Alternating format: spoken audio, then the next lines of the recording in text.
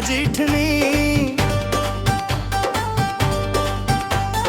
गली गली तोहार चर्चा बा, तोहरा से बढ़ के ना कुछ अच्छा बा। मोबाइल में फोटो तोहर देखी, चुपके तोहरा से बतियाई। तू मुस्कुरा के जब देखेलू, दिलवा में हजार फूल खिलेलू। तोहर प्यार में दिलवा खो गइल, देखते देखते मनवा तोहर हो गइल।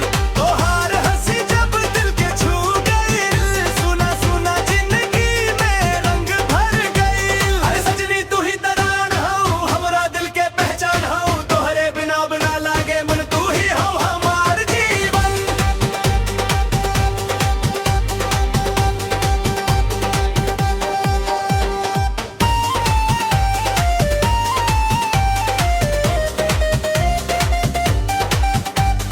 रिमझिम बारिश मौसम सुहाना, तोहरे संग कटे हर अफसाना।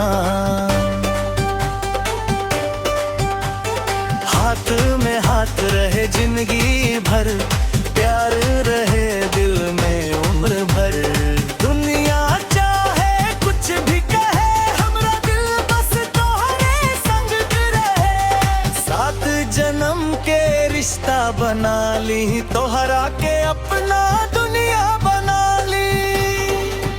मनवा बोले रुक न जाई, तोहरे ना चैन कहाँ पाई। एक नजर में जादू कर देलू, दिल के भीतर घर कर ले लू। तोहरे प्यार में दिलवा खो गइल, देखते देखते मनवा तोहर हो गइल।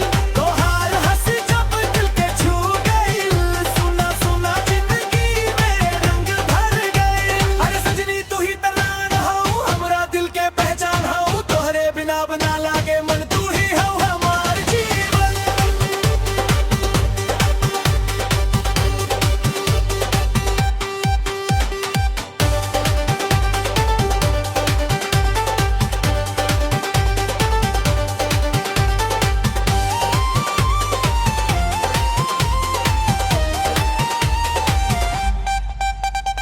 ढोलक बजे बांसुरी गावे, मन के सगरी गांठ खुलावे।